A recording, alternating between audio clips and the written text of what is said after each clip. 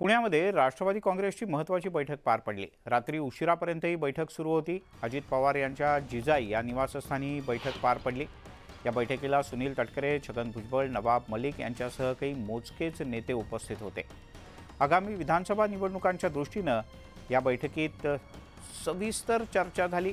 किती जागा महायुतीत मागायच्या यावर सुद्धा काही निर्णय झाल्याचं कळतं।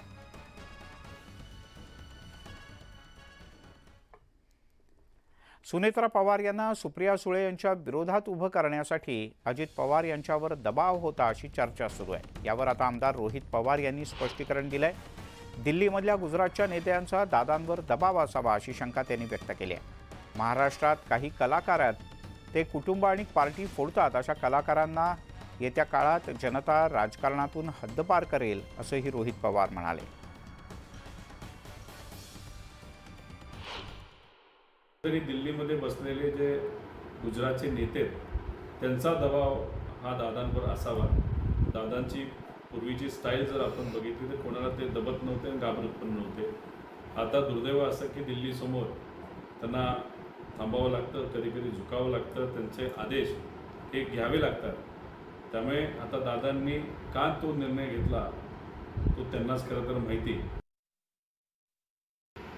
पण राहिला प्रश्न, काही कलाकार आहेत महाराष्ट्रामध्ये जे कुटुंब फोडतात, पार्टी फोडतात आणि राजकारणाला अतिशय खालच्या लेवलला घेऊन गेलेले आहेत। अशा कलाकारांना येत्या काळामध्ये या महाराष्ट्राच्या राजकारणातून हद्दपार करण्यासाठी आमच्यासारखे कार्यकर्ते आणि नागरिक नक्कीच प्रयत्न करतील, त्यांना यश होईल हा आमचा दादांना वाद आहे। कोल्हापुरात जनसुराज्य शक्ती पक्षाकडून 4 जागांची मागणी करण्यात आली। करवीर मतदारसंघावर जनसुराज्य पक्षाने दावा केलाय। संताजी घोरपडे यांची विनय कोरे यांनी उमेदवारी जाहीर केली।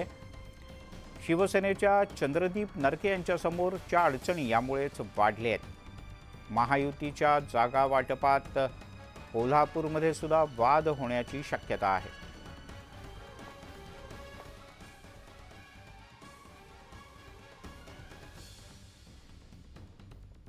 एकीकडे राज्य सरकारमधील मुख्यमंत्री आणि उपमुख्यमंत्र्यांमध्ये फायलींच्या अडवणुकीवरून वाद झाल्याच्या बातम्या येत असताना दुसरीकडे एक मोठी बातमी आली आहे।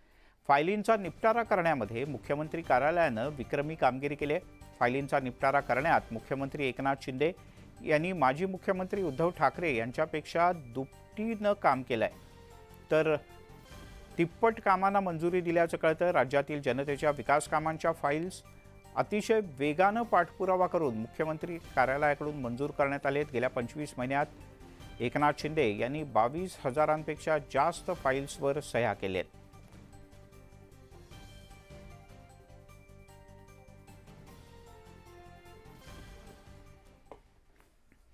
मुख्यमंत्री लाडकी बहीण योजनेवरून विरोधी पक्षनेते विजय वडेट्टीवार यांनी सरकारवर निशाणा साधला। महायुती सरकारच्या घोषणांचा प्रचार आणि प्रसार करण्यासाठी आधीच 270 कोटींचा एक GR काढला असताना आता फक्त लाडकी बहीण योजनेच्या प्रचारासाठी 199 कोटी 81 लाख रुपये खर्च केले जाणार आहेत। विशेष म्हणजे 15 ऑगस्ट हा सुट्टीचा दिवस असताना सुद्धा GR काढण्यात आला। सुट्टीच्या दिवशी तर सोडा, कामकाजाच्या दिवशी सुद्धा मंत्रालयात जनतेची कामं होत नाहीत असा आरोप त्यांनी केलाय। मात्र महायुतीत सहभागी पक्षाच्या हिताचे सरकारी निर्णय घेण्यासाठी 15 ऑगस्टचा दिवस सुद्धा सत्ताधारी आणि शासकीय यंत्रणा सोडत नाहीत असा आरोप वडेट्टीवार यांनी केला। दरम्यान येणाऱ्या विधानसभेत मतांसाठी महायुतीतील 3ही पक्ष मिळून महाराष्ट्र विकायला पण कमी करणार नाहीत अशी खरपूस टीकाही त्यांनी केली।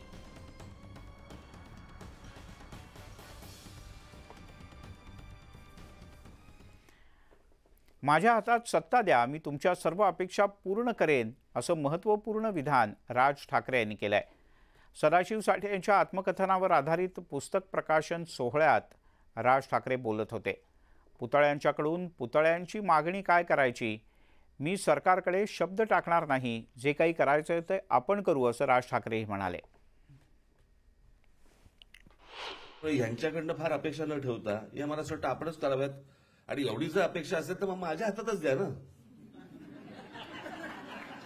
कळलं का? मूळ गोष्टीपासून मला लांब ठेवायचं आणि अपेक्षा माझ्याकडनं करायच्या, हे काय बरोबर दिसत नाही। तर त्याच्यामुळे तुम्ही मला ती दोन्ही जबाबदारी दिल्यात तरी माझी काही हरकत नाहीये. आपण मगाशी म्हणालात की सरकारकडे आपण मी शब्द टाकावा. मी नाही शब्द टाकणार. जे काय करायचं ते आपण करू. एक शिल्प कल्याणमध्ये एक शिल्प उभारण्यासाठी म्हणून सरकारशी बोलायचं बरं का. आणि पुतळ्याबद्दल पुतळ्यांशी काय बोलायचं.